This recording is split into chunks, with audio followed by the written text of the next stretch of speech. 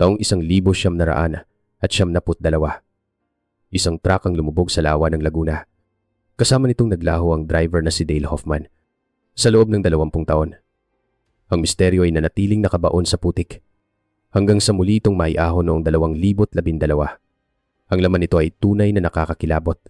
Ang kalansay ni Dale ay naroon pa rin. Nakaupo sa manibela. Sa kanyang kamay na buto, maigpit niyang hawak ang isang rosaryo. Isang rosaryong hindi kailanman naging kanya. Ito ang kwento sa likod ng trahedyang iyon. Upang malaman ang buong kwento sa likod ng trahedyang ito, huwag kalimutang mag-subscribe. I-like ang video at iwan ang inyong mga komento sa ibaba.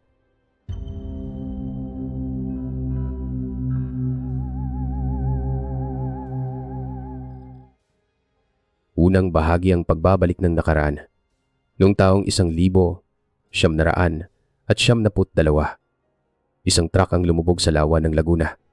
Sa loob ng 20 taon, nanatili itong tahimik sa ilalim ng madilim na tubig.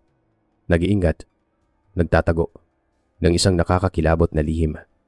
Oktubre ng 2012, maalinsangan ng hangin sa gilid ng lawa. Ang amoy ng basang lupa at langis ay magkahalo sa hangin. Ang ingay ng mga makinarya ay parang mga halimaw na gumigising sa natutulog na higante. Ito ang proyektong Laguna Clean and Green. Isang pangako ng pagbabago para sa mga bayang nakapalibot sa lawa. Si Ricardo, isang operator ng backhoe na may balat na kulay lupa at mga kamay na kasing tigas ng bato. Ang unang nakaramdam, isang kalabog, malakas. Isang tunog ng bakal na kumikiskis sa kung anong mas matigas pa. Itinigil niya ang makina. Ang biglaang katahimikan ay nakakabingi. Sumenya siya sa kanyang supervisor. May kung ano sa ilalim. Isang bagay na malaki. Mula sa isang puting pickup, bumaba ang isang lalaki. Matangkat. Nakasuot ng plansadong polo at mamahaling pantalon na tila hindi nababagay sa putikan ng construction site. Siya si Miguel Fargas, ang tagapagmanang pamilyang Fargas. Galing sa Amerika. May dalang bagong kaalaman at isang pangitain para sa Laguna. Ang kanyang mga mata ay matalas. Ang kanyang kilos ay kalmado. Tiningnan niya ang nagkakagulong mga trabahador. Saka ang kumukulong tubig sa kinahihintuan ng backhoe. Walang pag-aalinlangan sa kanyang boses. Magpatawag kayo ng mga divers. Alamin ninyo kung ano yan. Ang utos ay mabilis. Ang aksyon ay agaran. Sa loob ng 1 oras.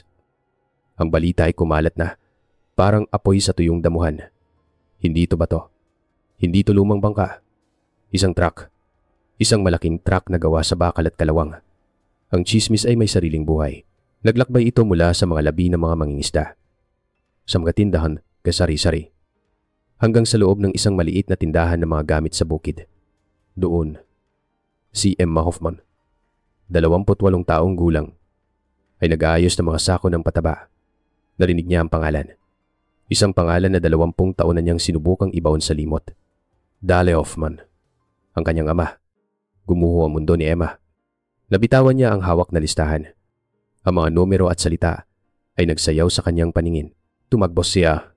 Hindi niya alintana ang mga batong tumatama sa kanyang mga paa. Ang tanging naririnig niya ay ang pintig ng kanyang puso at ang pangalang paulit-ulit na isinisigaw ng hangin. Dale Hoffman.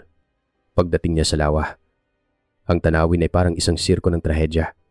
May kapulis, mag-ausisero, mag-reporter, at sa gitna ng lahat, ang halimaw na bakal na dahan-dahang umaahon mula sa tubig. Ang truck ay nababalutan ng lumot at putik. Parang isang nilalang mula sa ibang panahon, ang kalawang ay kumain na sa pintura nito. Ngunit kilala pa rin ni Emma ang bawat yupi, bawat gasgas. Iyon ang truck ng kanyang ama. Isang malakas na kalabog ang umalingaw-ngaw nang bumagsak ang truck sa lupa. Salaka senhe. Impact. Bumukas ang pinto sa gilid ng driver. Tumigil ang paghinga ng lahat. Sa loob, sa likod ng manibela, nakaupo ang isang kalansay. Ang mga buto ay kulay putik. Ngunit ang postura ay pamilyar.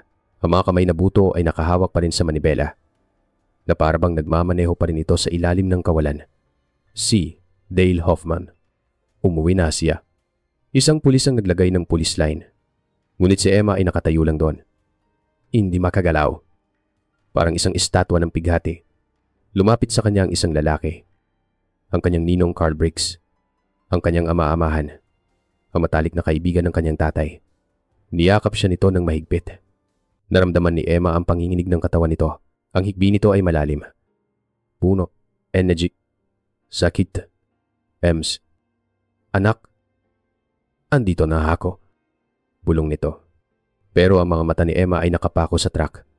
Si Teniente Cruz, ang hepe ng investigasyon, ay lumapit sa kanila. Ang kanyang mukha ay seryoso. Ang kanyang boses ay mababa. May mga senyales ng foul play. Sabi niya. At may nahanap kami. Itinaas niya ang isang maliit na plastic bag. Sa loob, may isang bagay na gawa sa kahoy at sinulid. Isang rosaryo. Gawa sa maitim na kahoy. Nasa loob ito ng kanyang kamay. Sabi ng teniente. Maigpit na maigpit ang hawak. Tinitigan ni Emma ang rosaryo. May kung anong pamilyar dito. Isang alaala na natutulog sa isang madilim na sulok ng kanyang isipan. Ang kanyang ama ay hindi relihiyoso. Hindi niya kailanman nakitang nagdasal ito. Kaya kaninong rosaryo yon? Bakit iyon ang huling bagay na hinawakan niya bago siya mawala sa mundo? Ang tanong ay isang multo. Isang anino na bumalot sa isipan ni Emma ng gabing iyon. Hindi siya makatulog. Ang imahe ng kalansay sa loob ng truck ay paulit-ulit na bumabalik. Ang imahe ng rosaryo, naalala niya ang isang umaga. 20 taon na ang nakalipas. Siya ay 8 taong gulang. Nakaupo siya sa harap ng salamin habang ang kanyang ama, si Dale, ay naayos ang kanyang buhok. Ang mga kamay nito ay malalaki at magaspang. Ngunit ang pagtali sa kanyang buhok ay maingat at malambing. Mag-ingat ka sa eskwela. Ha? Emma Barco, sabi nito. Ang boses ay malalim at mainit. Uuwi ako ng maaga. May sorpresa ako sa iyo. Hinalikan siya nito sa noo. Iyon ang huli. Iyon ang huling pagkakataon. Naramdaman niya ang init ng kanyang ama. Maghapon siyang naghintay sa bintana. Naghintay siya hanggang ang araw ay lumubog at ang mga bituin ay lumabas. Naghintay siya hanggang sa ang kanyang mga mata ay bumigat at ang kanyang pag-asa ay napagod. Hindi na ito. Bumalik. Ngayon. Nakaupo si Emma sa dilim ng kanyang kwarto. Ang katahimikan ay masakit. Ang rosaryo at ang alaala ng kanyang ama ay umiikot sa kanyang isipan. Parang isang sirang plaka. Alam niya, sa kaibuturan ng kanyang puso, na ang pag-ahon ng truck mula sa lawa ay hindi isang katapusan. Ito ay isang simula. Ang simula ng paghahanap sa mga sagot na 20 taon nang naghihintay sa ilalim ng tubig. Ikalawang bahagi, ang mga aninong naghihintay. Ang hangin sa loob ng simbahan ay mabigat. Dala nito ang amoy ng mga bulaklak na para sa patay. Ng kandilang natutunaw. At ng kalungkutang 20 taon ng kinikimkim. Ang buong bayan ay naroroon. Mga kaibigan. Mga kapitbahay. Mga mukhang pamilyar at mga estranghero. Lahat sila ay nagtipon upang ihatid sa huling hantungan ang isang lalaking matagal na nilang inakalang lumisan. Si Emma ay nakaupo sa unang hilera. Sa pagitan ng kanyang ina at ni Ninong Carl. Ang kanyang damit na itim ay parang balat na hindi kanya. Ang kanyang mga mata ay tuyo. Naubos na ang kanyang mga luha. Ang natira na lang ay isang malalim na pagtatanong. Sa kalakitnan ni Misa. Isang anino ang tumakip sa liwanag mula sa pintuan. Isang lalaking may tindig ng kapangyarihan ang pumasok. Kasunod ang ilang alalay. Si Dong Alejandro Vargas, ang puhok. Niya may makuhit ng abilak. Ngunit ang kanyang mga balikat ay tuwid pa rin. Ang kanyang tingin ay matalim. Naglakad siya patungo sa pamilya. Ang bawat hakbang ay may bigat. Yumuko siya at nag-abot ng pakikiramay kay Linda. Ang ina ni Emma. Isang malaking kawalan si Dale para sa ating komunidad. Sabi ni Don Alejandro. Ang kanyang boses ay malumanay ngunit may otoridad. Isa siyang mabuting tao. Isang huwaran ng kasipagan. Ang pamilyang Vargas ay sasagutin ang lahat ng gastusin sa libing. Ang mga salita ay maganda. Ang alok ay bukas palad. Ngunit para kay Emma. May kung anong lamig sa tinig ng Don. Parang isang hari na nag-aalay ng limos sa kanyang mga alipin. Si Carl Briggs, ang kanyang ninong Carl, ang nagbigay ng eulogy. Umakyat siya sa pulpito. Nanginginig ang mga tuhod. Ang kanyang boses ay basag nang magsimula siyang magsalita. Ikinuwento niya ang kanilang pagkakaibigan. Ang kanilang mga pangarap para sa maliit nilang trucking business. Ang kabutihan ni Dale bilang isang ama at asawa. Ang kanyang mga luha ay totoo. Ang kanyang pigati ay ramdam ng lahat. Ngunit habang pinagmamasdan siya ni Emma, May napansin siyang iba. Ang mga kamay ni Carl na mahigpit na nakakapit sa pulpito. Nanginginig ang mga ito ng walang tigil at sa kanyang noo. Sa kabila ng malamig na hangin mula sa aircon ng simbahan, may maliliit na butil ng pawis. Pawis ng kaba. Hindi pawis ng kalungkutan. Kinabukasan, ang bahay ay puno pa rin ng mga bisita. Ngunit para kay Emma, ito ay isang malaking espasyo ng katahimikan. Hindi siya mapakali. Ang imahe ng nanginginig na kamay ni Carl at ang misteryosong rosaryo ay paulit-ulit na bumabalik sa kanyang isipan. Nagpaalam siya sa kanyang ina at naglakad patungo sa isang maliit na bahay sa dulo ng bayan. Isang bahay na napapaligiran ng mga orkidya at mga halaman. Doon nakatira si Mateo Santos, ang retiradong pulis. Ang lalaking nagbukas ng pinto ay anino na lamang ng dati nitong sigla. Payat, kuba na ang mga balikat, at ang mga mata ay laging nakatingin sa malayo. Si Mateo Santos ay dating isang masigasig na pulis. Ngunit ang kaso ni Dale Hoffman ang nagpabago sa kanya. Ang kasong hindi niya nalutas, ang kasong bumabagabag sa kanya hanggang ngayon. Wala akong maitutulong sa'yo. Heya, sabi niya nang marinig ang pakay ni Emma. Ang kanyang boses ay mahina. Parang dahon na tinatangay ng hangin. Ang nakaraan ay dapat manatili sa nakaraan. Mas ligtas ka kung hahayaan mo na lang. Hindi sumuko si Emma. Inilabas niya ang kanyang cellphone at ipinakita ang litrato ng rosaryo. Ito po, sabi niya. Ito po ang susi. Tinitigan ni Mateo ang litrato ng matagal. Isang malalim na buntong hininga ang kumawala sa kanyang dibdib. Pinapasok niya si Emma sa loob ng kanyang maliit na sala. Sa gitna ng amoy ng lupa at bulaklak, 20 taon na ang nakalipas. Simula niya. Sinimulan naming imbestigahan ang pagkawala ng tatay mo. May mga led kami. Mga anggulo. Pero isang araw, bigla na lang, pinatigil kami. Isang utos mula sa taas. Walang paliwanag. Walang dahilan. Itigil ang kaso. Sabi nila. Hindi siya nagbanggit ng pangalan. Ngunit ang kanyang mga mata ay may itinuturong takot. May mga pamilya dito sa Laguna na kayang paikutin ng batas sa kanilang mga daliri. Mga pamilyang mas makapangyarihan pa sa gobyerno. Tumingin siya ng diretso kay Emma. Kung gusto mong malaman kung ano talaga ang nangyari sa loob ng truck na yon, unahin mo ang mga taong pinakamalapit sa kanya noong mga panahong yon. Doong ka magsimula. Ang mga salita ni Mateo ay isang babala at isang gabay. Umuwi si Emma na may bigat sa puso ngunit may bagong determinasyon. Ang mga taong pinakamalapit. Sino sa kanyang kwarto? Binuksan niya ang isang lumang baul. Sa ilalim ng mga damit at mga laruan, nandoon ang mga album ng litrato. Ang mga pahina ay naninilaw na. Ang mga litrato ay kupas na. Binalikan niya ang mga alaala ng isang masayang pamilya. At doon, sa isang litrato, nakita niya ito. Isang birthday party. Ang kaarawan ng kanyang ninong Carl, ang maliit na Emma. 8 taong gulang. Ay nakangiti ng malapad. Ang mga ngipin sa harap ay bungi pa. At sa leeg ng kanyang ninong Carl, isinasabit niya ang isang regalo. Isang rosaryong gawa sa kahoy na itim. Ang alaala ay bumalik na parang isang alon. Malinaw. Buo. Iyon ang regalong ginawa niya sa eskwelahan. Iyon ang regalong buong pagmamalaki niyang ibinigay sa kanyang paboritong ninong. Ang katotohanan ay isang suntok sa kanyang sikmura. Ang paghinga niya ay naging mababaw sa isang iglap. Ang imahe ng mabait at mapagmahal na ninong ay nabasag. Napalitan ito ng isang tanong. Isang nakakatakot na tanong. Dala ang litrato. Pinuntahan niya ang kanyang ina, si Linda, na nag-iisa sa kusina. Nakatingin sa kawalan. Ma, sabi ni Emma. Ang kanyang boses ay nanginginig. Ipinakita niya ang litrato. Ma, ang rosaryo. Sinubukan ni Linda na umiwas ang tingin.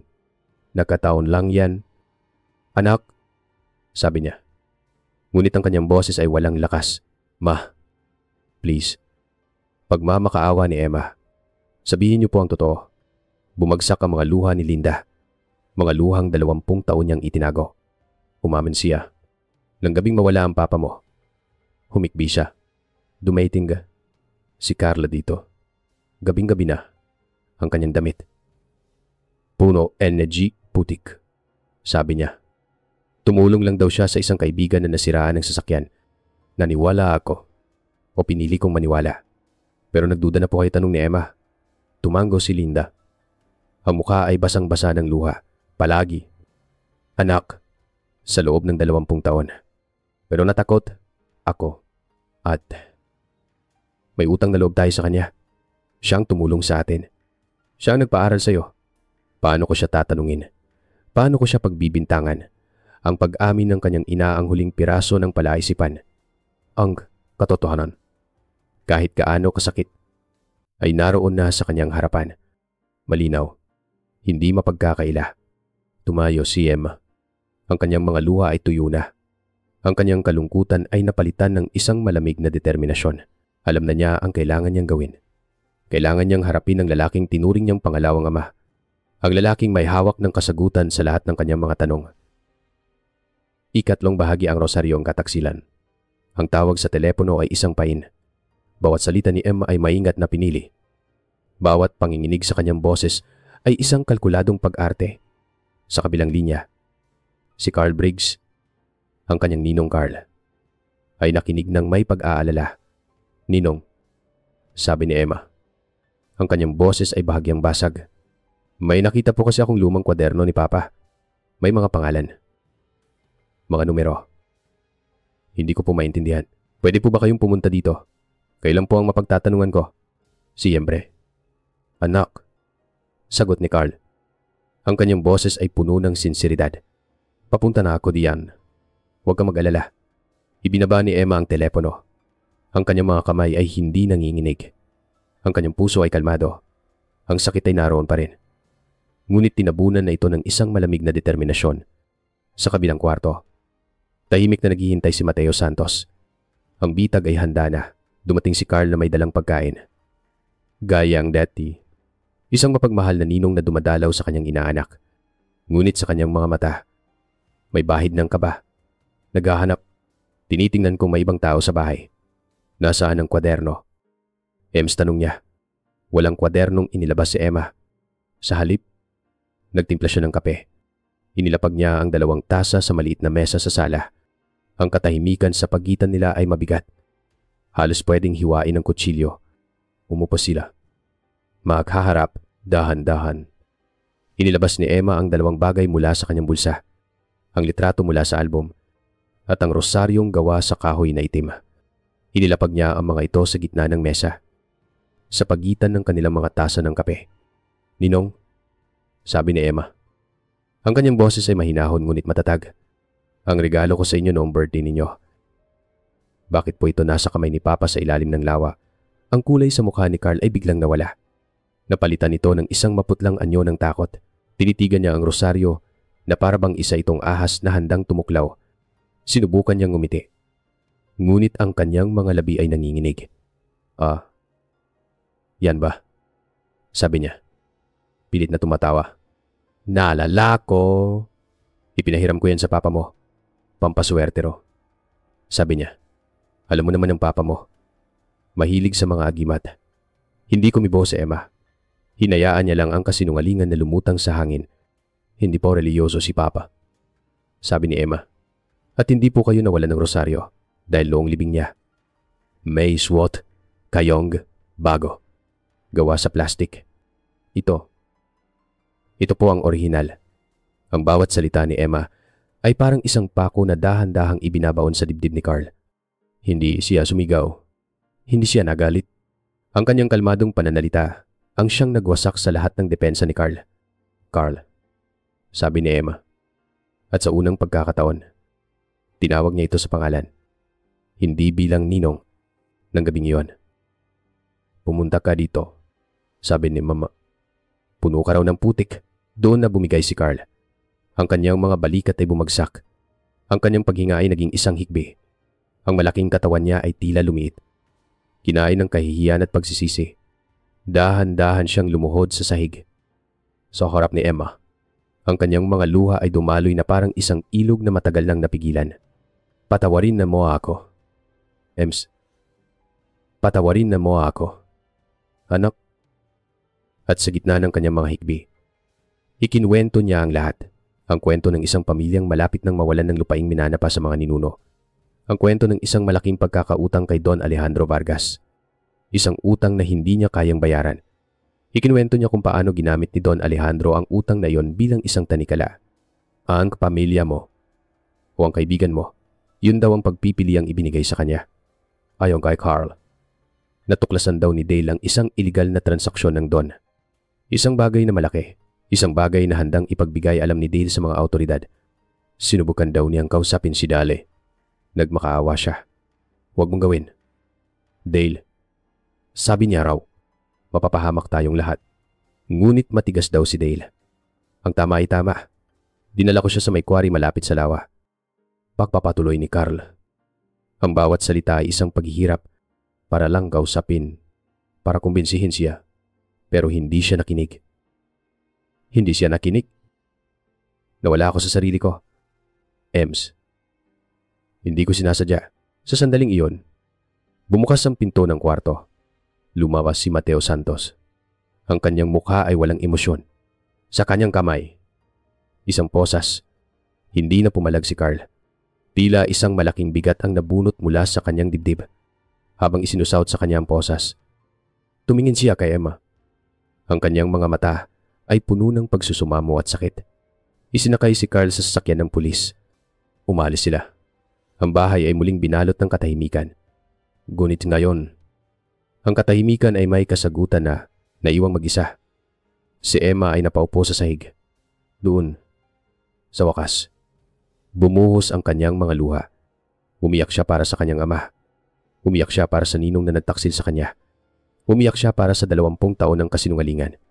Nang tumahan siya, at ang sakit ay bahagyang humupa. Nagsimula siyang mag-isip. Ang mga piraso ng kwento ni Carl ay nagsimulang maglaro sa kanyang isipan kung totoo ang sinabi niya. Bakit kailangang patayin si Papa? Bakit ganoon katakot si Don Alejandro sa isang simpleng truck driver? Anong iligal na transaksyon ang napakahalaga na handa siyang pumatay para dito at ang kanyang ama? Isang taong laging maingat. Paano siya napapayag na pumunta sa isang liblib na lugar sa gitna ng gabi kasama ang isang taong desperado may kulang? May isang malaking piraso ng palaisipan na hindi pa rin niya nakikita. Ang pag-amin ni Carl ay hindi isang katapusan para kay Emma. Ito ay isang pinto. Isang pinto na nagbukas patungo sa isang mas madilim at mas mapanganib na katotohanan. Naalala niya ang mga bulong-bulungan sa bayan. Ang mga sabi-sabi tungkol sa kanyang ama na mahilig makialam sa hindi niya problema. Tumayo si Emma. Ang kanyang desisyon ay buo na. Hindi siya titigil hanggat hindi niya nalalaman ang buong kwento. Kailangan niyang malaman kung para saan namatay ang kanyang ama. Ang susunod niyang hantungan ang lugar kung saan nagtitipon ang mga driver. Ang lugar na puno ng mga kwentong hindi pa naririnig. Ang karinderya ni Aling Lydia. Ang pag-amin ni Carl ay nagsara sa isang kabanata ng nakaraan. Ngunit nagbukas ito ng napakaraming bagong tanong. Bakit kinailangang mamatay ang isang taong tulad ni Dale Hoffman dahil lang ba sa isang utang kung kayo ay may sariling mga hinuha? Mangyaring ibahagi ang inyong mga saloobin sa comment section sa ibaba at huwag kalimutang subaybayan ang susunod na bahagi upang samahan si Emma sa pagtuklas sa mga lihim na mas malalim pa sa ilalim ng lawa ng Laguna. Ika-4 na bahagi ang sikreto sa karinderya. Ang Lydia's Best ay hindi nagbago. Ang pintura sa pangalan ay kupas na. Ang mga mesa at upuan ay luma na. Ngunit ang amoy ng adobong manok at kanina bagong saing ay pareho pa rin. Huminga ng malalim si Emma. Ang amoy na iyon ay amoy ng kanyang kabataan. Na mga hapong naghihintay siya sa kanyang ama habang ito'y nakikipagkwentuhan sa ibang mga driver. Pumasok siya sa loob. Ang ingay ng mga tawanan at biruan ay biglang humina. Na parang isang radyong pinatay.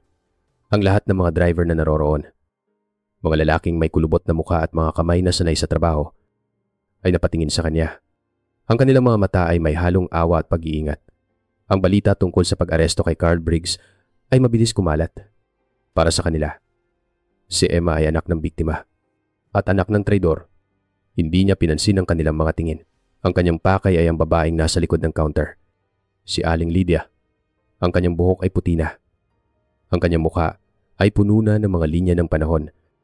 Ngunit ang kanyang mga mata ay buhay pa rin. Matalas at tila nakikita ang lahat. Siya ang reyna ng lugar na ito. Ang ina ng lahat ng mga driver, Aling Lydia. Bati ni Emma. Tumingin si Aling Lydia sa kanya. Hindi ngumiti. Kumain ka na ba? Ems tanong niya. Ang kanyang boses ay magaspang ngunit may bahid ng pag-aalala. Hindi po ako naparito para kumain. Sagot ni Emma. Naparito po ako para magtanong. Tungkol kay Papa. Ibinaba ni Aling Lydia ang hawak na sandok. Ang kanyang mukha ay naging seryoso. Wala kang makukuha dito. Bata, Ang nakaraan ay tapos na. Hayaan mo nang manahimik ang mga patay. Ang mga salita ay malamig. Isang pader na itinatayo sa pagitan nilang dalawa. Ngunit hindi umurong si Emma. Hindi po siya simpleng biktima. Aling Lydia, sabi ni Emma. Ang kanyang boses ay mahinahon ngunit puno ng paninindigan. May kulang po sa kwento ni Ninong Carl. Alam ko po yon, at alam ko rin po na si Papa ay hindi isang taong basta na lang magpapatalo. Lagi siyang lumalaban para sa tama. Hindi sumagot si Aling Lydia. Tinitigan niya lang si Emma ng matagal. Isang pagsusuri. Isang pagsubok sa kanyang katatagan. Nakita niya sa mga mata ni Emma hindi lang ang pighati ng isang anak, kundi ang apoy ng isang ama. Pagkalipas ng ilang sandali na parang walang katapusan, tumango si Aling Lydia. Dahan-dahan niyang inalis ang kanyang apron. Isara niyo na ang pinto. Utos niya sa isang katulong. Maglilinis tayo ng maaga ngayon. Dinala niya si Emma sa isang maliit na kwarto sa likod ng kusina. Ang kwarto ay masikip. Puno ng mga sako ng bigas at mga kahon ng mantika. Amoy luma at alikabok. Mula sa ilalim ng isang lumang kama, hinila niya ang isang baul. Isang baul na gawa sa kahoy. Ang kandado ay kinalawang na. Isang linggo bago siya mawala. Sabi ni Aling Lydia. Ang kanyang boses ay isang bulong. Ibinigay ito sa akin ng tatay mo. Ang sabi niya, Lydia, kung may mangyari sa akin, itago mo ito. Huwag mong ibibigay kahit kanino. Hintayin mo hanggang ang anak kong si Emma ay sapat ng malaki at sapat ng matatag para dalhin ito. Binuksan niya ang baul. Inilagay niya ito sa harap ni Emma. Sa tingin ko, sabi ni Aling Lydia, dumating na ang panahong iyon. Nanginginig ang mga kamay ni Emma habang tinitingnan ang laman ng baul. Sa loob, may isang kwadernong nababalutan ng balat. May ilang rolyo ng film ng kamera. At may isang mahabang listahan ng mga pangalan. Bawat isa ay may pirma sa tabi. Binuksan niya ang kwaderno. Ang sulat kamay ng kanyang ama ay malinis at organisado. Bawat pahina ay isang talaan. Isang talaan ng krimen. Nakasulat doon ang mga petsa ng mga biyahe. Ang mga numero ng plaka ng mga truck.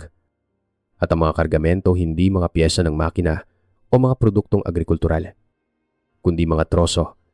Mga trosong mula sa protektadong kagubatan ng Sierra Madre. Mga illegal na troso. May mga tala rin tungkol sa mga sahod na hindi binibigay ng buo. Mga benepisyong ipinagkakait, mga aksidente sa trabaho na itinatago at hindi inire-report. Ang lahat ay nakaturo sa iisang direksyon sa kumpanya ng mga Vargas. Kinuha ko ang mga litrato. Sabi ni Aling Lydia. Itinuturo ang mga rolyo ng film. Ipinakiusap sa akin ng tatay mo. Kinabukasan, dinala ni Emma ang mga film sa isang lumang Photoshop sa kabilang bayan. Ang mga larawang lumabas ay malabo at madilim. Ngunit ang mensahe ay malinaw. Mga truck ng kumpanyang Vargas. Sa gitna ng gabi, nagkakarga ng mga malalaking troso sa isang tagong lugar sa paanan ng bundok. At ang listahan, iyon ang pinakamabigat sa lahat. Ang listahan ng mga driver na pumirma. Isang kasunduan. Isang pangako. Ang pangakong sasama sila sa pagbuo ng isang unyon. Isang unyon na lalaban sa pang-aabuso ng mga Vargas. Sa dulo ni listahan, sa ilalim ng pangalan ni Dale Hoffman, may nakasulat Pangulo. Pansamantala, noon naintindihan ni Emma ang lahat. Ang kanyang ama ay hindi isang simpleng biktima na nasa maling lugar sa maling oras. Siya ang banta. Siya ang leader ng isang rebelyon. Ang pagpatay sa kanya ay hindi lang pagtatago ng isang krimen. Ito ay pagputol sa ulo ng isang ahas bago pa ito makapaminsala. Ito ay pagpatay sa pag-asa. Isang halo ng pighati at pagmamalaki ang bumalot sa puso ni Emma. Ang kanyang ama ay isang bayani. Isang bayaning hindi nakilala. Ngayon, ang pamana iyon. Ang responsibilidad na iyon ay nasa kanyang mga kamay. Nakatayo siya sa harap ng bintana ng kanyang kwarto. Hawak ang kwaderno ng kanyang ama. Nang biglang tumunog ang kanyang cellphone. Isang numerong hindi rehistrado. Nag-aalangan siyang sagutin ito. Hello, Miss Hoffman, sabi ng isang boses sa kabilang linya. Isang boses na kalmado at magalang. Isang boses na pamilyar. Ako ito. Si Miguel Vargas. Sa tingin ko, mayroon tayong isang layunin. Ikalimang bahagi ang laro ng mga Vargas. Nagkita sila sa isang maliit na kapihan sa kabilang bayan. Isang lugar na walang nakakakilala sa kanila. Ligtas. Ganoon ang sabi ni Miguel Vargas sa telepono. Si Miguel ay eksakto kung paano siya unang nakita ni Emma sa Lawa Magalang. Maynaon. at may mga matang tila kayang basahin ang iyong iniisip. Umorder siya ng kape para sa kanilang dalawa. Ang kanyang mga kilos ay pino. Ang kanyang pananalita ay malumanay. Humahanga ako sa tapang mo, Miss Hoffman.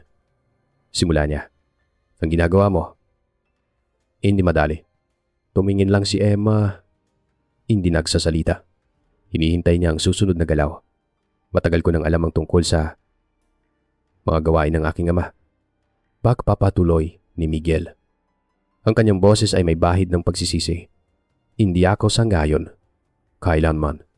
Ngayon na bumalik ako. Gusto kong linisin ang pangalan ng aming pamilya. Gusto kong itama ang mga mali. Inilapit niya ang kanyang upuan. Ang kanyang boses ay naging isang bulong. Hindi mo ito kayang mag-isa. Emma, malakas ang aking ama. Malawak ang kanyang koneksyon. Pero ako, nasa loob ako. Kaya kong ibigay sa iyo ang mga impormasyon, ang mga resources. Tulungan mo kung tulungan ka. Ang alok ay parang isang sagot sa kanyang mga dasal. Ngunit sa likod ng mga salitang iyon, naramdaman ni Emma ang isang malamig na kalkulasyon. Parang isang manlalaro ng aheadress na nag-aalok ng isang pyesa para makakuha ng reyna. Kinagabihan, ikinuwento ni Emma ang alok ni Miguel kay Mateo Santos. Nakaupo sila sa beranda ng bahay ng matandang pulis. Sa gitna ng katahimikan ng gabi, ang mukha ni Mateo ay naging mas seryoso. Ibinaba niya ang hawak na tasa ng tsaa. Tumingin siya sa malayo na parang may inaalalang isang masakit na nakaraan. May isang bagay na kailangan mong malaman tungkol sa akin. Heya, sabi niya. 20 taon na ang nakalipas. Noong kasagsagan ng investigasyon, tumanggap ako ng pera. Nagulat si Emma. Hindi malaki. Pagpapatuloy ni Mateo. Ang kanyang boses ay puno ng hiya. Mula sa isang tao ni Don Alejandro. Ang sabi lang, bagalan mo ang report mo. Ginamit ko ang pera para sa pagpapa-ospital ng aking asawa. Namatay din siya. Pero ang kasalanan, hindi namatay. Binuwag nito ang aking karera. Binuwag nito ang aking kaluluwa. Tumingin siya ng diretso sa mga mata ni Emma. Kaya maniwala ka sa akin kapag sinabi kong ang mga Vargas. Hindi sila gumagawa ng kahit ano ng walang kapalit. Mas mapanganib ang anak kaysa sa ama. Dahil ang anak, taglay niya ang utak at kalupitan ng kanyang ama. Pero ang kanyang balat ay balat ng isang santo. Ang babala ni Mateo ay tumatak sa isipan ni Emma. Ngunit alam niya na kailangan niya ang tulong ni Miguel. O kahit man lang. Kailangan niyang ipakitang kailangan niya ito. Pumayag siyang makipagtulungan kay Miguel. Ngunit may pag-ingat. Nagpanggap siyang naniniwala sa bawat salita nito. Nagpanggap siyang isang kaawa-awang biktima na nangangailangan ng isang tagapagligtas. Totoo nga. Nagbigay si Miguel ng mga dokumento. Mga papeles tungkol sa mga peking kumpanya na ginagamit ni Don Alejandro para maglaban ng pera. Pinag-aralan nila ito ni Mateo. Ang mga dokumento ay totoo. Ang mga transaksyon ay malinaw. Ngunit napansin ni Mateo ang isang pattern. Lahat ng pirma dito, sabi ni Mateo. Itinuturo ang mga papeles. Ay pirma ng iyong Don. Walang kahit anong bakas ni Miguel. Pero alam ko, mula sa mga dati kong source, na si Miguel ay kasama sa board of directors ng ilan sa mga kumpanyang ito. Naging malinaw ang lahat. Si Miguel ay naglilinis ng daan. Isinasakripisyo niya ang kanyang ama para makuha ang buong kaharian ng walang bahid ng dumi. Kailangan nilang subukan ito. Kailangan nilang makasiguro sa tulong ni Mateo. Gumawa si Emma ng isang pain. Sa susunod nilang pagkikita ni Miguel, sinabi niya na may halong kaba sa kanyang boses, na may natagpuan siyang testigo. Isa po sa mga driver sa listahan ni Papa. Sabi niya, handa na raw siyang magsalita. Natatakot siya. Pero handa na siya. Nag-imbento si Emma ng pangalan. Si Mang Lito. Nag-imbento siya ng address. Isang maliit na barangay sa kabilang bayan. Nakita ni Emma ang isang mabilis na kislap sa mga mata ni Miguel. Isang kislap ng interes. At ng panganib. Ngunit mabilis itong nawala. Napalitan ng isang ngiti ng pag-asa. Magandang balita yan. Emma. Sabi niya. Iingatan mo siya. Huwag mong hahayaang may makaalam. Ilang araw ang lumipas. Isang umaga. Habang nagbabasa ng dyaryo si Emma. Isang maliit na balita sa lokal na seksyon ang kumuha ng kanyang atensyon. Isang lalaki ang naaksidente sa motor. Nabangga ng isang rumaragasang van na hindi na natagpuan. Ang biktima ay nasa ospital. Comatose, ang pangalan Lito Cruz. Ang address ang eksaktong address na inimbento ni Emma. Napabitaw si Emma sa dyaryo. Ang kanyang paghinga ay huminto. Ang lamig ay gumapang sa kanyang buong katawan. Tumingin siya sa bintana at tila nakita niya ang mukha ni Miguel Vargas. Nakangiti. Kinuha niya ang kanyang cellphone at tinawagan si Mateo. Hindi na niya kailangang magsalita. Nakita ko nasa balita, sabi ni Mateo sa kabilang linya. Nagkatinginan sila sa isipan. Ang sagot ay naroon na, malinaw pa sa sikat ng araw. Si Miguel Vargas ay hindi kaalyado. Siya ay isang ahas. Isang ahas na mas makamandag pa. Naintindihan ni Emma ngayon. Hindi na niya pwedeng pagkatiwalaan ng kahit sino maliban sa kanyang sarili at sa mga taong tunay na tapat sa alaala ng kanyang ama. Siya ay nasa gitna ng isang digmaan sa dalawang larangan at kailangan niyang mag-isip ng paraan kung paano mananalo sa buong larong ito. Ika-6 na bahagi ang dobleng laro. Ang kusina ni Aling Lydia ay naging kanilang war room. Ang amoy ng bawang at sibuyas ay napalitan ng amoy ng panganib at diskarte. Sa liwanag ng isang bumbilyang nakabitin, ang mga anino ni Emma, Mateo, at Aling Lydia ay parang mga general na nagpaplano ng isang digmaan. Hindi natin pwedeng pagkatiwalaan si Miguel, sabi ni Emma. Ang kanyang boses ay matatag. Wala nang bakas ng pag-aalinlangan. Ginagamit niya ako para pabagsakin ng kanyang ama, pero huminto siya sandali. Pwedeng-pwede rin natin siyang gamitin. Isang plano ang nabuo sa gitna ng katahimikan ng gabi. Isang planong may dalawang muka. Ang unang muka ay para kay Miguel. Si Emma ay magpapatuloy sa pagiging kaawa-awang biktima. Ibibigay niya kay Miguel ang mga piling pahina mula sa kwaderno ng kanyang ama, mga pahinang malinaw na nagtuturo kay Don Alejandro. Ngunit walang anumang kaugnayan kay Miguel. Ipaparamdam niyang si Miguel ang kanyang tanging pag-asa. Ang pangalawang mukha ay ang tunay na laban. Si Mateo, gamit ang kanyang mga lumang kontak sa munisipyo at sa pulisya, ay magsisimulang maghalungkat sa mga transaksyon mismo ni Miguel. Si Aling Lydia naman, sa pamamagitan ng kanyang network ng mga driver at kanilang mga pamilya, ay hahanapin ang iba pang mga biktima. Ang iba pang mga lihim na matagal nang ibinaon. Kinabukasan, nagkita muli sina Emma at Miguel. Dinala ni Emma ang kopya ng ilang pahina ng kwaderno. Ipinakita niya ito kay Miguel. Ang kanyang mga kamay ay sinadyang panginginigin. Hindi ko alam ang gagawin ko kung wala ka, Miguel, sabi niya. Ang kanyang mga mata ay puno ng peking takot. Napakalakas pa mo. Natatakot ako para sa sarili ko. Para sa mama ko. Ang ego ni Miguel ay lumobo. Para sa kanya, si Emma ay isang instrumento na perpektong tumutugtog sa kanyang musika. Inabutan niya si Emma ng isang maliit na voice recorder. Para sa proteksyon mo, sabi niya, kung kakausapin ka ulit ng papa, i-record mo. Baka may masabi siyang importante. Tinanggap ni Emma ang recorder. Nagpasalamat. Hindi alam ni Miguel na sa bag ni Emma may isa pang recorder na mas maliit at mas malakas. Bigay ni Mateo. May isang tao kang kailangan kausapin, sabi ni Miguel. Si Manuel Ocampo, ang aming chief accountant. Matanda na, matapat sa aking ama, pero alam kong may kinikimkim siyang galit. Siya ang mahinang punto ng pader. Isang sugal ang paglapit kay Ginoong Ocampo. Siya ay isang lalaking payat, laging nakasalamin, at tila nabuhay na sa loob ng opisina. 25 taon na siyang nagtatrabaho para sa mga Vargas. Ang kanyang katapatan ay subok na. Pinuntahan siya ni Emma sa kanyang maliit na opisina. Hindi siya nagdala ng mga dokumento. Hindi siya nagbanta. Sa halip, nagkwento siya. Ikinuwento niya ang tungkol sa kanyang ama. Ang pangarap nitong magtayo ng unyon. Ang pagmamahal nito sa kanyang mga kapwa-driver. Hindi niya tinanong si Ginoong Ocampo tungkol sa mga numero sa libro. Tinanong niya ito tungkol sa kanyang konsensya. Alam ko po kung gaano kahirap ang buhay ng isang driver, sabi ni Emma. Yun po ang ipinaglalaban ng papa ko. Ang karapatan para sa isang disenteng buhay. Hindi kumibo si Ginoong Ocampo. Nakikinig lang siya. Ang kanyang mga mata sa likod ng makapal na salamin ay hindi mabasa. Walang siyang ipinangako. Ngunit wala rin siyang sinabi kina Don Alejandro o Miguel tungkol sa pagbisita ni Emma. Samantala, si Aling Lydia ay naglakbay patungo sa isang maliit na baryo sa kabundukan. Doon, natagpuan niya si Aling Rosa, ang biyuda ng isang driver na nagngangalang Nestor. Si Nestor ay namatay. 10 taon na ang nakalipas sa isang aksidente. Ang kanyang truck ay nahulog sa isang bangin. Walang nakitang ebidensya ng foul play. Si Aling Rosa ay takot na takot noong una. Ayaw niyang makialam, ngunit nang marinig niya ang kwento ni Emma, ang kwento ni Dale, isang bagay ang nagbago sa kanyang mga mata. Mula sa ilalim ng kanyang aparador, kinuha niya ang isang lumang kahon ng sapatos.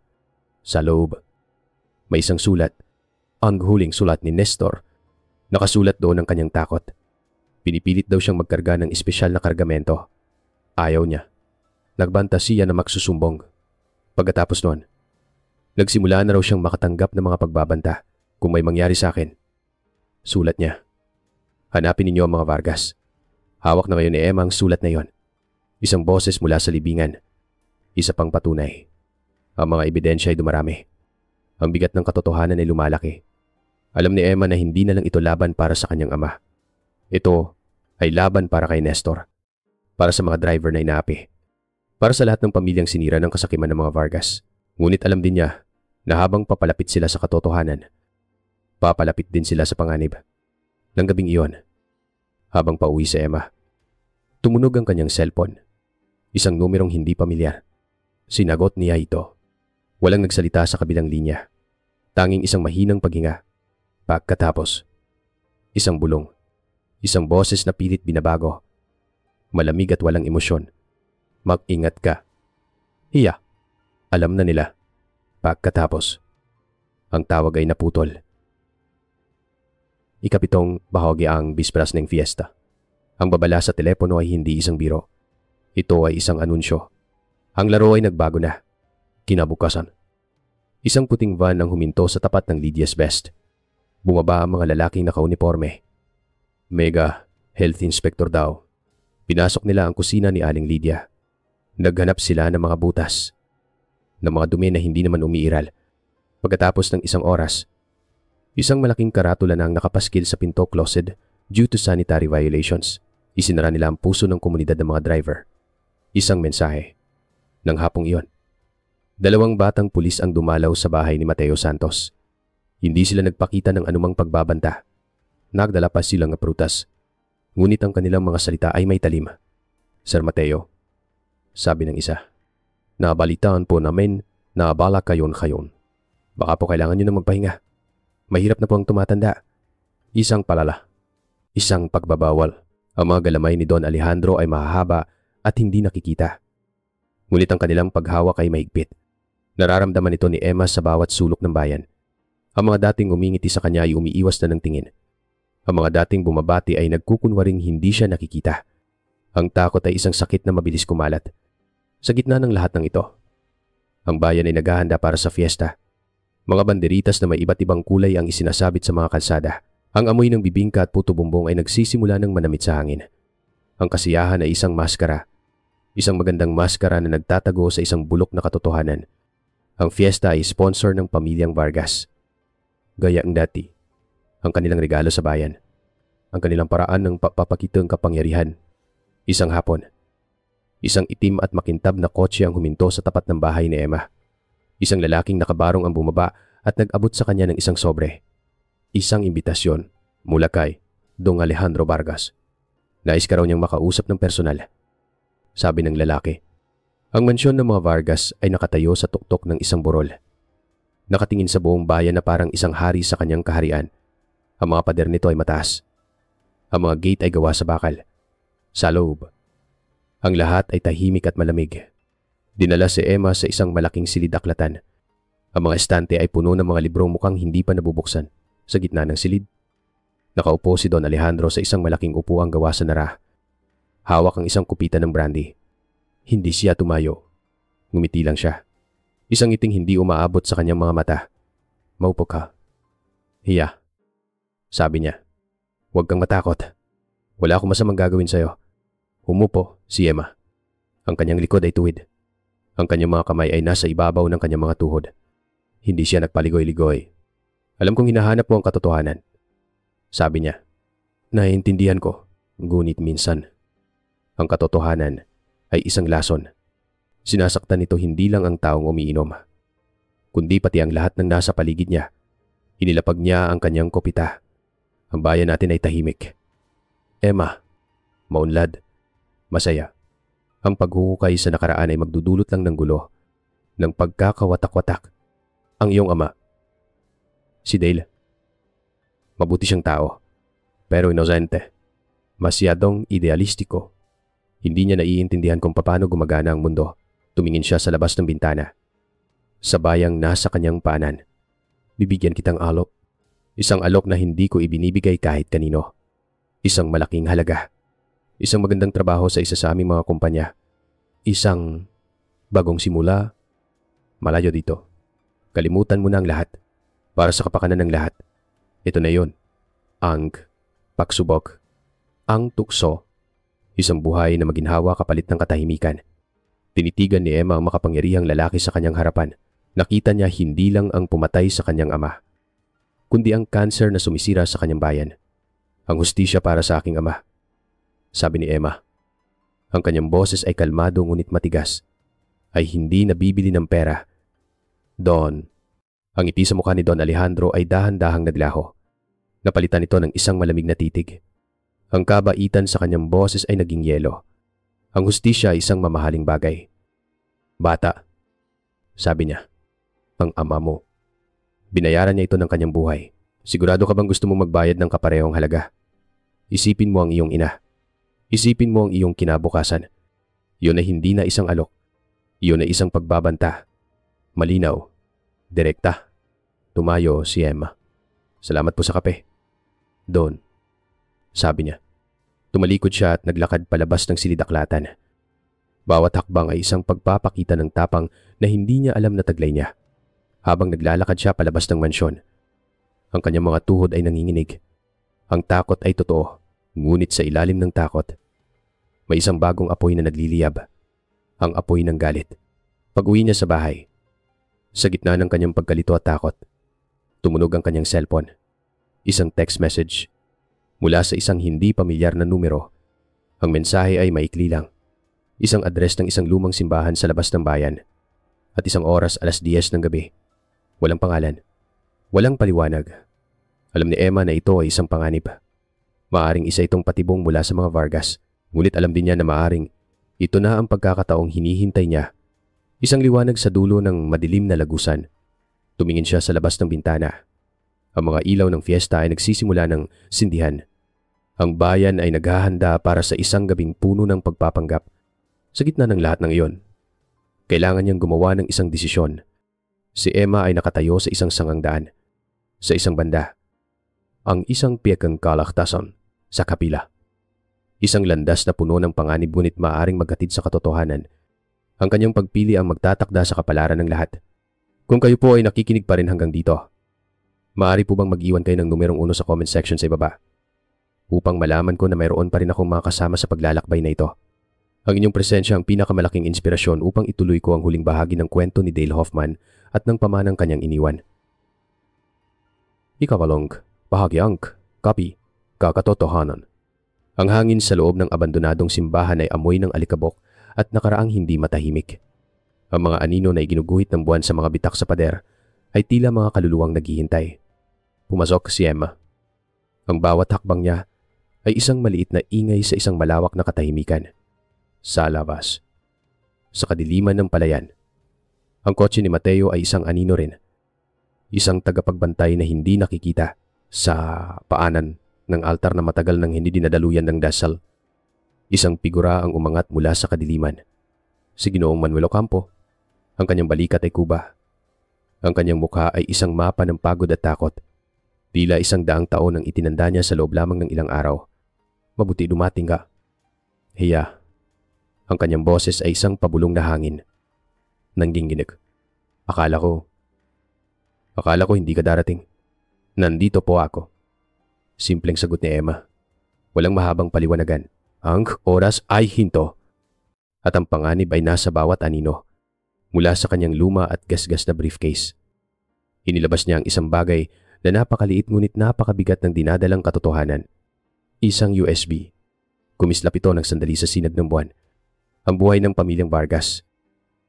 Nandito lahat, sabi niya. Iniaabot ito kay Emma na may nanginginig na kamay. 25 taon ng kanilang pandaraya. Ang mga kopya ng tunay nilang libro. Hindi ang ipinapakita sa gobyerno, ang money laundering sa mga peking charity. Ang mga suhol sa mga huwes. Sa mga general. Sa Amiga Senador, ang mga secret fund na kumitil sa mga pangarap ng maliliit na tao. Huminga siya ng malalim. Buong buhay ko. Ang tanging alam kong gawin ay maging matapat sa kanila. Ang katapatan ay naging isang kadena. Ngayon, gusto ko nang makalaya. Ayokong mamatay na isang kasabwat sa kanilang mga kasalanan. Tumingin siya ng diretso kay Emma. At sa unang pagkakataon, nakita ni Emma ang apoy sa likod ng takot. Sinubukan akong kausapin ni Miguel. Ilang beses. Gusto niyang makuha ang mga ito. Alam kong gagamitin niya ito para pabagsakin ng kanyang ama at iluklok ang sarili niya bilang bagong hari. Mas masahol pa siya. Mas tuso. Ang kanyang huling mga salita ay halos hindi marinig. Ang dugo ng ahas ay dugo pa rin ng ahas. Tinanggap ni Emma ang USB. Ang bigat nito sa kanyang palad ay hindi pisikal. Ito ay ang bigat ng mga buhay na nawala. Niyang hustisyang ipinagkait habang ang katotohanan ay isinasalin sa loob ng simbahan. Si Mateo naman ay nakikipag-usap sa isang multo mula sa kanyang nakaraan sa kabilang linya ng telepono. Ang boses ng kanyang dating kasama sa serbisyo, na ngayon ay isang mataas na opisyal sa isang telco sa Maynila, ay nagbibigay ng impormasyon. Isang utang na loob na sinisingil sa gitna ng gabi. Pare, sigurado ka? Badi yang ulit ni Mateo. Ang kanyang boses ay mahina ngunit mariin. 100%. Pare? Sagot ng kaibigan. Na-trace ko ang mga tawag. 2 kilalang investigative journalist mula sa isang malaking broadsheet. Isang tanyag na news anchor sa telebisyon. At ang pinakamadalas, ang Chief of Staff ni Senator Reyes. Alam mo naman kung sino si Reyes. Ang mortal na kaaway ni Don Alejandro sa Senado. Naghahanda si Miguel ng isang media circus. Isang napakalaking pasabog sa gabi mismo ng fiesta. Habang nagsasalita ang kanyang kaibigan, isang malinaw na larawan ang nabubuo sa isipan ni Mateo. Isang dula-dulaan na isinulat ng perpekto. Ang entablado ay ang plaza ng bayan. Ang mga manunood ay ang mga taong pinagsasamantalahan mismo ng kanilang pamilya. Ang bida si Miguel Vargas, ang anak na may ginintuang puso, na sa kabila ng matinding sakit, ay handang isakripisyo ang sariling ama para sa kapakanan ng bayan. Isang political masterpiece. Isang obra ng pagtataksil. Pagkababa ng telepono, ang katahimikan sa loob ng kotse ay nakakabingi. Pagkalipas ng ilang minuto, lumabas si Emma mula sa simbahan. Ang kanyang mukha ay determinadong walang emosyon. Sumakay siya sa kotse. Walang salitang namutawi. Hinabot lang niya ang USB kay Mateo. Ikinuwento niya ang sinabi ni Ginoong Ocampo. Ikinuwento rin ni Mateo ang kanyang natuklasan sa loob ng maliit at masikip na espasyo ng kotse. Ang lahat ng baraha ay inilatag sa mesa. Ang kwaderno ni Dale, na puno ng pawis at tapang. Ang kasulatan ni Nestor, na puno ng takot at pag-asa. At ngayon, ang USB ni Ginoong Ocampo, na puno ng mga numero at pangalan na kayang magpabagsak ng isang imperyo.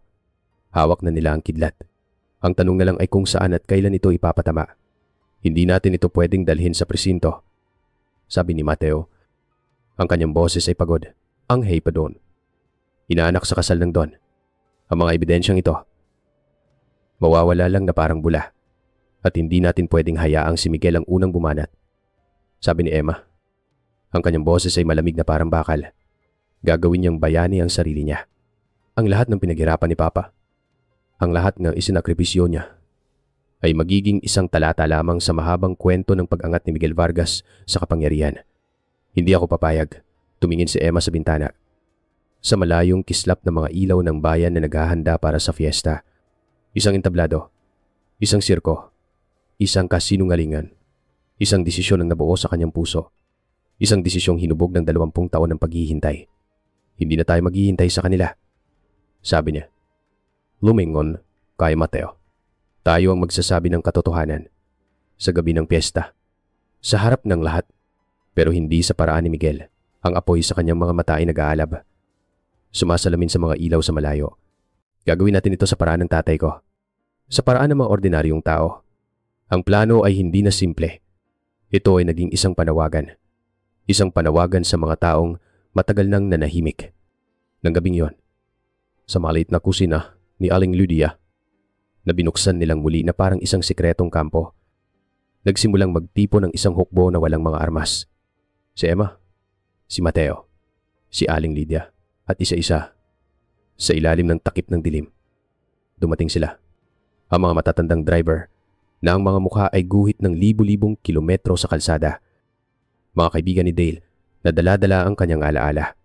Si Aling Rosa, ang biyuda ni Nestor, na maigpit na hawak ang sulat ng kanyang asawa na parang isang banal na kasulatan. Ang mga anak na lalaki at babae ng iba pang mga driver na ang mga ama ay naaksidente o bigla na lang nagkasakit. Sila ang mga pamilyang nabuhay sa anino ng takot. Inilatag ni Emma ang lahat sa mahabang mesa. Ang kwaderno, ang mga litrato, ang sulat. Ipinakita niya sa kanila ang mga files mula sa USB sa isang lumang laptop. Mga pangalan, mga petsa, mga halaga. Ang katotohanang hindi may kakaila. Ang katahimikan sa kusina ay nabasag ng mga hikbi. Mga hikbing matagal ng kinimkim. Ang takot na minana nila sa loob ng 20 taon ay dahan-dahang natutunaw. Napapalitan ng isang mainit at nag-aalab na damdamin. Galit at sa ilalim ng galit. Tapang, ano ang gagawin natin? Emma tanong ng isang matandang driver. Ang kanyang boses ay garalgal ngunit matatag. Siya si Mang Isko. Ang pinakamatalik na kaibigan ni Dale. Tatayuan natin ng tama. Sagot ni Emma. Ang kanyang tinig ay umalingaw-ngaw sa maliit na kusina. Gayang sinubukan gawin ng papa ko. Pero ngayong, hindi na siya nag-iisa. Ang gabi ay lumalim. Ang buong bayan ay naghahanda para sa isang gabing puno ng sayawan at paputok. Ngunit sa loob ng maliit na karinderya na yon, isang ibang klaseng apoy ang sinisindihan. Engin tablado, Nenga Fiesta. Ang simbolo ng kapangyarihan ng mga Vargas ay hindi na nila alam na magiging kanilang sariling bitayan. Ang fiesta ay magsisimula na at ang bayan ng Laguna ay hindi na magiging pareho. Ika-siyam na bahagi, ang fiesta, ang gapaguhukom. Ang plaza ng bayan ay isang dagat ng kulay at tunog. Ang musika mula sa mga banda ay masigla. Ang tawanan ng mga bata ay umaalingaw-ngaw at ang amoy ng pagkain ay nag-aanyaya. Sign tablado. Sa ilalim ng nakakasilaw na mga ilaw, nakaupo sa mga silyang parang trono sina Don Alejandro at Miguel Vargas. Kumakaway, gumingiti. Ang mga patron ng kasiyahan, ang mga haring Laguna, sa gitna ng nagsasayang karamihan. Ang maliit na hukbo ni Emma ay nakakalat. Bawat isa ay isang bombang naghihintay ng tamang oras para sumabog. Si Mateo ay nasa gilid, kasama ang 2 batang pulis na pinagkakatiwalaan niya. Ang kanilang mga kamay ay laging malapit sa kanilang mga baril. Si Aling Lydia at ang mga byuda ay nasa isang sulok. Ang kanilang mga mukha ay balisa ngunit determinado. At si Emma, nakatayo sa likod ng entablado. Ang kanyang puso ay dumadagundong kasabay ng tugtog ng banda. Dumating ang oras. Ang host ng programa ay buong pagmamalaking ipinakilala ang susunod na tagapagsalita, ang Pag-asa ng Laguna. Ang susunod na henerasyon ng paglilingkod. Ginoong Miguel Vargas. Umakyat si Miguel sa entablado sa gitna ng malakas na palakpakan. Ang kanyang ngiti ay perpekto. Ang kanyang tindig ay maginoo. Nagsimula siyang magsalita. Ang kanyang boses ay puno ng pangako. Mga pangako ng isang malinis na kinabukasan. Isang transparent na pamamahala. Isang bagong Laguna. Ngunit bago tayo tumingin sa hinaharap, sabi niya, at ang kanyang boses ay biglang naging malungkot. Kailangan muna nating harapin ang masakit na katotohanan ng ating nakaraan. May isang bagay na mabigat sa aking dibdib. Isang bagay na, bilang inyong lingkod, ay kailangan kong ibunyag. Ito na, ang simula ng kanyang dula, ngunit bago pa niya maituloy. Isang anino ang gumalaw mula sa likuran ng entablado. Si Emma. Naglakad siya ng dahan-dahan patungo sa gitna. Sinundan ni Aling Lydia, ni Aling Rosa, at ng iba pang mga byuda. Ang kanilang presensya ay isang biglaang katahimikan na pumutol sa ingay ng fiesta. Huminto ang musika. Ang mga palakpak ay natigil. Ang lahat ng mga mata ay napunta sa kanila. Kinuha ni Emma ang isang mikropono mula sa stand. Tumingin siya kay Miguel, na ngayon ay nakatayo na parang isang estatuang nagyelo. Paumanhin sa pag-abala. Ginoong Vargas, sabi ni Emma. Ang kanyang boses ay kalmado ngunit malinaw na umalingaw-ngaw sa buong plaza. Ngunit bago natin pag-usapan ng kinabukasan, kailangan muna nating pag-usapan ng katotohanan. Ang buong katotohanan ng nakaraan. Nagulat si Miguel. Si Don Alejandro, mula sa kanyang upuan, ay nanlaki ang mga mata. Ang kanyang ngiti ay naglaho. At nagsimula ang paghuhukom. Hindi si Emma ang unang nagsalita. Si Aling Lydia. Ang kanyang maliit na katawan ay tila lumaki sa entablado. Ikinuwento niya ang tungkol sa unyon. Ang pangarap ni Dale para sa kanyang mga kapwa driver. Ang kanyang tapang. Sumunod si Aling Rosa. Nanginginig ang kanyang boses habang binabasa niya ang huling sulat ng kanyang asawang si Nestor. Ang mga salita ng takot at pagbabanta ay umalingaw-ngaw sa mga speaker. Sumunod ang iba pa. Bawat isa ay may kwento ng nawalang ama, ng ninakaw na sahod, binyatahimik na reklamo, at sa malaking LED screen sa likod ng entablado na sikretong kinontrol ng isang kaibigan ni Mateo. Lumabas ang mga ebidensya, ang mga madilim na litrato ng iligal na pagtotroso, ang mga pahina mula sa kwaderno ni Dale, ang listahan ng mga miyembro ng unyon, ang mga numero mula sa libro ni Ginoong Ocampo na nagpapakita ng milyon-milyong pisong nawawala. Ang karamihan ay hindi na nagsasaya, sila ay nakikinig. Ang kanilang mga mukha ay nagbago mula sa pagkalito, patungo sa pagkabigla, at sa huli, sa galit. Ang mga bulong-bulungan ay naging isang malakas na ugong. Sa huli, si Mateo Santos ang umakyat sa entablado. Inamin niya sa lahat ng kanyang kasalanan, 20 taon na ang nakalipas. Ang kanyang pagtanggap ng suhol, ang kanyang pananahimik. Ngayong gabi, sabi niya, tinatapos ko na ang 20 taon ng kahihiyan. Nawala na ng kontrol si Miguel. Si Don Alejandro ay sinusubukang tumayo ngunit pinigilan ng kanyang mga security. Ang mga pulis na tapat kay Mateo ay nagsimula ng bumuo ng isang harang sa paligid ng entablado. Nang gabing iyon, sa gitna ng kanilang sariling fiesta, inaresto sina Don Alejandro at Miguel Vargas. Lumipas ang ilang linggo. Ang kwento ay lumipat sa isang silid ng hukuman. Malamig, formal. Ang tanging ingay ay ang pag-click ng kamera ng mga media. Si Carl Briggs ay nasa witness stand. Payat na siya. Ang kanyang buhok ay halos puti na. Ang kanyang mga mata ay walang buhay. Ngunit ng araw na iyon, may isang bagong determinasyon sa kanyang tindig. Ikinuwento niya ang lahat. Ang utang, ang pagbabanta ni Don Alejandro, ang pagpatay kay Dale. Ngunit hindi siya tumigil doon. Pero hindi lang ang Don ang may kasalanan. Sabi niya. At sa unang pagkakataon, tumingin siya ng diretso sa kinauupuan ni Miguel. Alam niya. Alam ni Miguel ang plano. Sinabi pa nga niya sa akin, Ninong, kung gagawin mo yan, gawin mong parang umalis lang siya para mas madaling paniwalaan. Ginamit niya ako. Ginamit niya ang pagkamatay ng pinakamatalik kong kaibigan para sa sarili niyang ambisyon. Isang ugong ang kumalat sa courtroom. Ngunit may isang huling revelasyon si Carl. Isang revelasyong hindi para sa hukom o sa mga abogado. Para ito kay Emma. Na nakaupo sa unang hilera, tumingin siya kay Emma. Ang kanyang mga mata ay puno ng luhang matagal nang hindi dumadaloy. Pero ang pinakamalaking kasalanan ko, sabi niya, ang kanyang boses ay basag na. Ay hindi dahil sa utang. Hindi dahil sa takot. Huminto siya. Pinatay ko ang pinakamatalik kong kaibigan. Dahil sa inggit. Pagod na akong laging nasa anino niya. Pagod na akong maging pangalawa lang. Patawarin mo ako. Ems, ang pag-amin na iyon ang pinakamatulis na patalim sa lahat. Gumuho ang imperyo ng mga Vargas. Ngunit para kay Emma, na nakatayong mag-isa sa pasilyo ng korte matapos ang lahat. Walang pakiramdam, ng tagumpay, tanging isang malalim.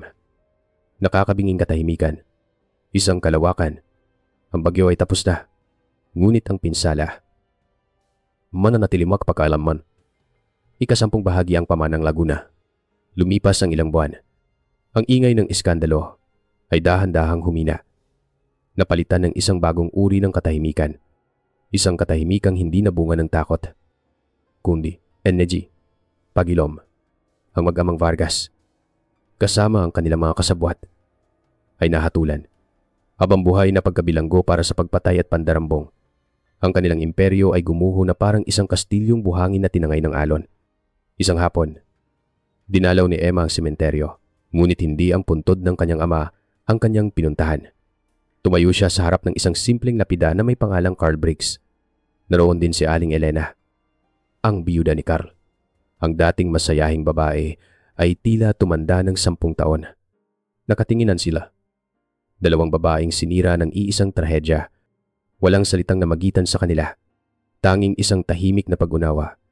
Bago maalis si Emma, inabutan siya ni Aling Elena ng isang sobrang kulay kape. Sa loob. May passbook ng bangko. Ito lang ang naipon namin. Sabi ni Aling Elena. Ang kanyang boses ay mahina. Isang utang na hindi na mababayaran ni Carl. Para sana sa'yo. Tinitigan ni Emma ang passbook. Pagkatapos, dahan-dahan niya itong isinara at ibinalik kay Aling Elena. Itabi niyo po yan. Sabi niya, para sa inyo at sa mga anak ninyo. Yun po ang gugustuhin ni Papa. Ang bayan ng Laguna ay unti-unting nagbago sa sumunod na eleksyon. Isang bagong mayor ang nanalo. Isang batang abogadong nangako ng tunay na pagbabago. Ang Lydia's Best ay muling nagbukas. Ngunit hindi na lang ito isang simpleng karinderya. Naging isa itong simbolo. Isang lugar kung saan ang mga ordinaryong tao ay nagtipon at nagpasyang lumaban. Si Mateo Santos naman ay hindi na bumalik sa kanyang tahimik na pag-aalaga ng mga orkidya. Inialay niya ang nalalabing taon ng kanyang buhay sa pagtulong sa ibang mga pamilya na biktima ng inustisya sa kanilang probinsya. Sa paglilingkod sa iba, natagpuan niya ang kapayapaang matagal nang nawala sa kanya. At si Emma. Ginamit niya ang perang ibinigay ng gobyerno bilang danyos perwisyos. Kasama ang lahat ng tulong mula sa mga taong naantig sa kwento ng kanyang ama. Para magtayo ng isang bagay na bago, isang bagay na magpapatuloy sa diwa ng kanyang ama, itinatag niya ang Dale Hoffman Foundation. Isang maliit na organisasyong non-profit na naglalayong magbigay ng scholarship sa mga anak ng mga truck driver at tumulong sa pagpapabuti ng kanilang mga kondisyon sa trabaho. Hindi na siya si Emma. Ang anak na naghahanap ng hustisya. Siya na ngayon si Emma. Ang tagapagpatuloy ng isang pamana. Natagpuan niya ang kanyang kapayapaan hindi sa pagbagsak ng kanyang mga kaaway, kundi sa pagtatayo ng isang mas magandang kinabukasan mula sa mga abo ng nakaraan. Isang hapon, bumalik siya sa lugar kung saan nagsimula ang lahat. Sa gilid ng Lawang Laguna. Ang tubig ay kalmado na. Ang kulay nito ay bughaw na muli. Ang hangin ay malinis. Wala na ang mga makinarya. Wala na ang ingay. Wala na ang putik. Nakat tayo doon. Sa parehong lugar kung saan una niyang nakita ang truck ng kanyang ama. Hindi na ang kalansay ang kanyang nakikita. Ang nakikita niya ngayon sa salamin ng tubig ay ang refleksyon ng isang bayang unti-unting bumabangon. Ipinikit niya ang kanyang mga mata at sa halip na sakit, naramdaman niya ang isang pamilyar na init. Naramdaman niya ang presensya ng kanyang ama. Hindi sa alaala ng trahedya, kundi sa ihip ng hangin, sa huni ng mga ibon, sa malalayong tawanan ng mga batang naglalaro sa dalampasigan. Napagtanto niya, ang mundo ay laging magkakaroon ng mga Don Alejandro at Miguel Vargas. Mga taong gagamitin ang kapangyarihan at panlilinlang para sa sarili nilang kapakanan. Mga taong titingnan ng iba bilang mga piyesa lamang sa kanilang laro. Ngunit ang mundo ay laging magkakaroon din ng mga Dale Hoffman. Mga ordinaryong taong may pambihirang tapang na handang isakripisyo ang lahat para sa tama. At ang pinakamahalaga sa lahat, ang mundo ay mayroon ding mga tulad niya. Aling Lydia. Mga tulad ni Mateo Santos. Mga ordinaryong taong maaaring pumili. Pumiling manahimik. O pumiling tumayo at gumawa ng pagbabago. Ang konsensya at tapang. Gaano man kadaling sirain. Ang siyang pinakamahalagang pamana ng sangkatauhan. Mula sa malayo, isang grupo ng mga bata ang tumatakbo palapit sa kanya. Naghahabulan. Isang maliit na batang babae ang natumba malapit sa kanyang paanan. Tinulungan siyang tumayo ni Emma. Salamat po, sabing bata. And gumiti. At muling tumakbo para makipaglaro. Pinanood sila ni Emma. Isang maliit na ngiti ang sumilay sa kanyang mga labi. Ang sakripisyo ng isang tao ay hindi nasayang. Ito ay naging isang binhi. Isang binhing itinanim sa lupain ng Laguna. At ngayon, sa wakas, pagkatapos ng 20 taon ng taglamig, nagsisimula na itong mamukadkad. At dito nagtatapos ang kwento ni Dale Hoffman at ng kanyang pamanang iniwan sa Laguna. Ano ang masasabi ninyo sa naging desisyon ni Emma na harapin ang mga Vargas sa halip na piliin ng isang tahimik na buhay kung kayo nasa kanyang kalagayan? May gagawin ba kayong iba? Ibahagi po ninyo ang inyong mga saloobin sa comment section sa ibaba. Binabasa ko po ang bawat isa. Kung ang kwentong ito ay nag-iwan sa inyo ng isang isipin o damdamin, huwag po ninyong kalimutang mag-iwan ng isang like. Ibahagi ito sa isang taong sa tingin ninyo ay maaantig din. At mag-subscribe sa channel upang hindi mahuli sa mga susunod pang misteryo.